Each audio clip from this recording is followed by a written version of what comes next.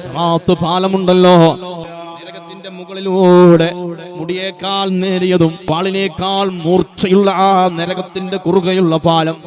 ആ പാലം കിടന്നാൽ പിന്നെ ഇങ്ങോട്ടൊരാൾ തിരിച്ചു വരൂല. എന്നാൽ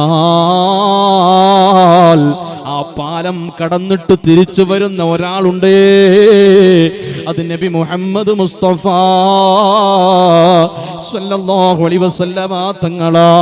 നബി തങ്ങൾ സ്വർഗത്തിലെത്തുമ്പോ അവിടുന്നാണ് അറിയുന്നത് എൻ്റെ ഉമ്മത്ത് ഇനിയും നരകത്തിലുണ്ട്, ഇനിയും ഒരുപാട് പേര് നരകത്തിലുണ്ടല്ലോ. മുത്തുനബി സ്വർഗത്തിൽ നിന്ന് ഇറങ്ങി വരികയാണ്. അങ്ങോട്ട് കടന്ന് സിറാത്ത് പാലം തിരിച്ചു കടന്ന് റബ്ബിന്റെ മുമ്പിൽ വരികയാണല്ലോ.